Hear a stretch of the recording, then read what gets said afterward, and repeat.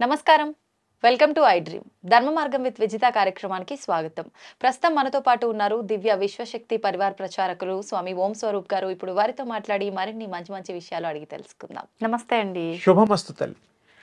మామూలుగా మనం మాట్లాడుకుంటూ ఉంటాము, గురువుల దగ్గర ఉపాసన తీసుకుంటుంటారు అని చెప్పి, మంత్రదీక్ష తీసుకుంటుంటారు అని చెప్పి. అయితే కొంతమంది గురువులు వాళ్ళని అంటే ఎక్కువ కాలం పరీక్షిస్తుంటారు, ఎక్కువ అంటే వాళ్ళకి ఇబ్బందులు పెడుతుంటారు, వీళ్ళు తట్టుకోగలుగుతారా లేదా అని చెప్పి తర్వాతే ఆ మంత్రం అనేది ఇస్తూ ఉంటారు, ఉపాసన సంబంధించి అంటూ ఉంటారు కదా. సరే, వాళ్ళు ఇచ్చారు, అయిపోయింది. వీళ్ళు శ్రద్ధగా చేస్తున్నారా వాళ్ళు ఇచ్చిన మంత్రాన్ని ఏంటి అనేది తెలుసుకోవటానికి కూడా ఏదైనా విద్య ఉంటుందా గురువుల దగ్గర? అది రహస్యమే, కానీ ఆ రహస్యాన్ని మీకు చెప్తా ఇప్పుడు. ఓకే. ఎందుకంటే ప్రజలకి తెలియాలి. అవును, గురువులకి తెలుస్తాయి, సందేహం లేదు. ఎప్పుడైనా గురువులు శిష్యులకి మంత్రదీక్ష ఇచ్చిన, ఉపాసన క్రమం చెప్పిన ఏదన్నా ఉన్నా, వారు ఒకటి ఉపాసన అవన్నీ ఇచ్చిన తర్వాత, మంత్రదీక్షలు అన్నీ ఇచ్చేసిన తర్వాత వాళ్ళు సరిగ్గా చేస్తున్నారా లేదా ఆయన దివ్య దృష్టితో కూడా చూడగలుగుతాడు. అంత శక్తిమంతుడు కాబట్టే ఇవ్వగలుగుతాడు. ఇంకోటి దీంట్లో కొంచెం రహస్య విద్యల్లో సంచారిణి విద్య అని ఒకటి ఉంటుంది. ఓకే.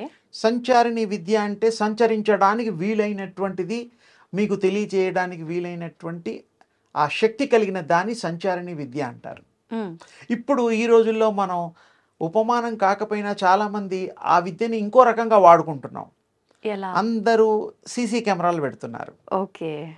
తర్వాత మన విశ్వంలో చాలా శాటిలైట్స్ ఉన్నాయి, టెలిఫోన్ ద్వారా కూడా వీడియో కాల్స్, అవన్నీ కూడా ఒక దేశం మీద ఒక దేశం ఒక కన్ను, థర్డ్ ఐ ఇలాగా పెట్టి ఏమేమి ఎక్కడెక్కడ జరుగుతున్నాయో చూడగలుగుతోంది.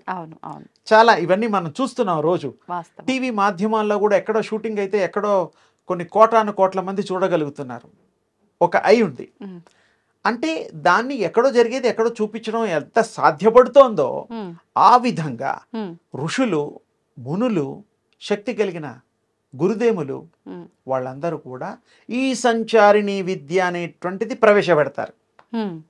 వాడికి తెలీదు, గురువుగారికి అబద్ధం చెప్తాడు, బాగా సాధన చేస్తున్నానండి, ఇంకా నాకు రాలేదండి, ఇంకా టైం పడుతుందేమో, ఇంకేదన్నా ఇంకా గొప్ప విద్య ఇవ్వండి అంటుంటాడు.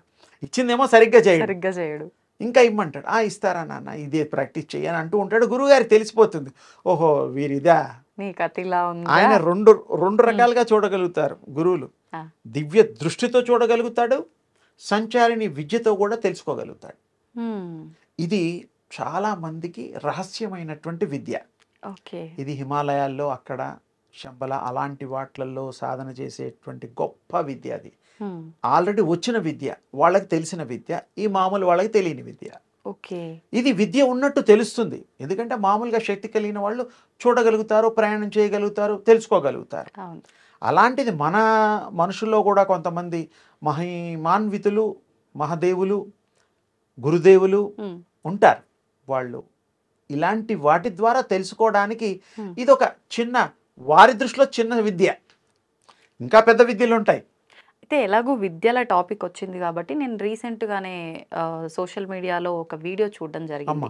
గాంధారి విద్య అని చెప్పి, కళ్ళకు గంతలు కట్టుకున్న తర్వాత కూడా ప్రతి ఒక్కటి మనం ఏం చేసి చూపించినా వాళ్ళు అది యాజ్ ఇట్ ఈజ్గా చేసి చూపించడము, వాళ్ళు నడుచుకుంటూ వెళ్ళిపోవడము, నార్మల్గా చాలా రకాలుగా వాళ్ళు చేసి చూపించడం అనేది నేను ఈ మధ్యకాలంలో ఒక వీడియో చూశాను. ఈ రకమైన విద్య కూడా ఒకటి ఉందా? మామూలుగా మనకు గాంధారి అనగానే కళ్ళకు గంతలు కట్టుకొని ఉండటము సహజం, తను మనకు తెలుసు గాంధారి, కానీ అదొక విద్య కూడా ఉందా? తను గాంధారి ఆ విద్య నేర్చుకున్న తర్వాతే కళ్ళకు గంతలు కట్టుకుంది కాబట్టే తన పనులన్నీ తను చేసుకోగలిగిందా? ఇలాంటి డౌట్లు చాలా వచ్చినాయి నాకు ఆ వీడియో చూడగానే. ఉందా అలాంటి ఒక విద్య? అంటే మామూలుగా గాంధారి విద్య అనేటువంటిది స్పెసిఫిక్గా ఆ పేరు దుర్యోధనుడి తల్లి గాంధారీదేవి, ఆవిడ లైఫ్ లాంగ్ కళ్ళకు గంతలు కట్టుకొని మహాశక్తి కలిగి ఉన్నది. అవును.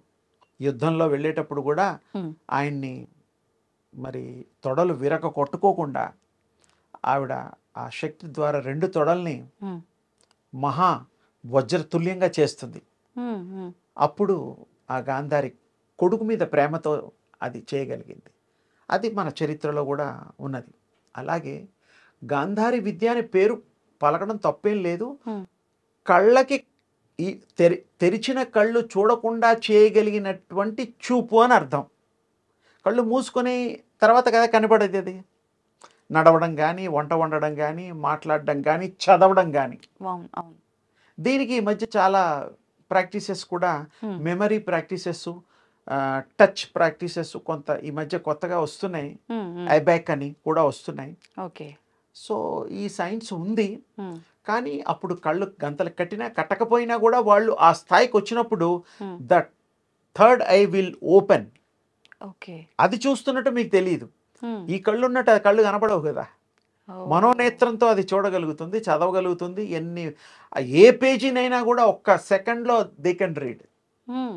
అది గాంధారి విద్య అనం మేము. ఆ దివ్య దృష్టి అంటాం మేము. ఈ హుహు. గాంధారి విద్య సరే మంచిదే. ఇప్పుడు ఏదో తల్లులు హ్మ్. హ్మ్. ప్రాక్టీస్ చేస్తున్నారు, ఆ పేరు పెడుతున్నారు. దానివల్ల ఉపయోగంగా వాళ్ళకు ఉంటే తప్పకుండా సదుపయోగం కోసం ఏ విద్య అయినా మంచిదే మంచి మానవాళికి. అంతే. అంటే మనం ధర్మంగా ఏది చేసినా నేర్చుకున్నా, దానివల్ల ఏది చెడు చేసినా జరగకుండా చేయకుండా ఉంటే అది ఏ విద్య అయినా దాన్ని ఆహ్వానించదగ్గది, ఆచరించదగ్గది హ్మ్. అని నేను దాని మీద నాకు ఆ అభిప్రాయం కలిగింది. అదొక విద్య అనేటువంటిది హ్మ్. ఉండొచ్చు. అది దానివల్ల పాపులర్ ఏం కాదది. హ్మ్. చాలామందికి తెలీదు. అవును. కానీ గాంధారి అనంగానే అమ్మ గుర్తొస్తుంది తప్ప గుర్తొస్తుంది. ఇంకోటి కూడా అర్థం క్లియర్‌గా చెప్పాను. ఆ ఆ! కళ్ళు మూతలు మూతలు. వేయకుండా కూడా కళ్ళు మూసుకొని కూడా హ్మ్. ఇంకో అడ్వాన్స్ ఏంటంటే పిండి ఉంటుంది. పిండి కళ్ళకి పెట్టి హ్మ్. ఇంతింత సైజు ముద్దలు పెట్టి ఆ తర్వాత గళ్ళకి గంతలు 4, 5 చుట్లు కడతారు. అసలు పొరపాటున కూడా కళ్ళు ఎక్కడ కనిపిస్తుందో ఆ! అని ఇంత జాగ్రత్త. అప్పుడు కూడా అంతమంది కూడా మ్యాజిక్ షోలలో, హ్మ్. పీసీ సర్కార్ లాంటి వాళ్ళ షోలలో కూడా మనందరికీ కళ్ళకి అది చూపించి కట్టి మరీ వాళ్ళు కత్తితో యుద్ధాలు చేయడాలు, హ్మ్. పండు కోయడాలు, మనిషి ఎదురుగుండా తల మీద పండు పెట్టేసి కట్ చేయడాలు చూస్తూ ఉంటాం. ఆ! అంటే ఇలాంటివి స్టేజ్‌ల ఉన్నాయి. పైన చేసినప్పుడు మ్యాజిక్‌లు మ్యాజిక్ అంటే మ్యాజిక్ అనుకోండి. ఆ! అంటే అదొక సాధన ఉంది. ఓకే. అంతెందుకు సాధనా శూరులు అని హ్మ్. తెలంగాణ, మన గొప్ప తెలంగాణ ఇది.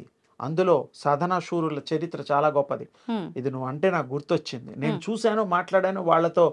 కొద్ది కాలం అప్పుడప్పుడు నేను గడపడం కూడా జరిగింది. ఏంటి వాళ్ళు ఆచరించే అది విధానం? ఏమిటంటే సాధనా శూరులు వాళ్ళ పేరు. హ్మ్. సాధించిన శూరులు గొప్పవాళ్ళని అర్థం. వాళ్ళు మాయమైపోతారు. హ్మ్. అప్పట్లో పెంకుటిల్లులు ఉండేవి ఊళ్ళల్లో. ఓకే. ఇక్కడ కనబడి, ఇక్కడ మాయమై, అక్కడ కనబడి అలా మారుతూ ఉంటాడు. అది నిజమైనటువంటి ఆ శక్తులు వాళ్ళు సాధన చేసిన తర్వాతే సాధనా శూరులు. కానీ ధర్మం తప్పరు. అది వినోదానికే ఉపయోగిస్తారు. హ్మ్. మళ్ళీ వాళ్ళకి డబ్బులు అడుక్కుంటారు.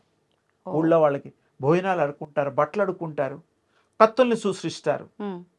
డబ్బుల్ని సృష్టిస్తారు. కానీ ఖర్చు పెట్టరు. ఎందుకంటే హ్మ్. అది చూపించడానికి మాత్రమే, క్షణికాలకే, ఎంటర్‌టైన్‌మెంట్ నాట్ కోసం. పర్మనెంట్‌లీ. ఓకే. ఓకే. ఓకే. అది వాళ్ళకి తెలుసు.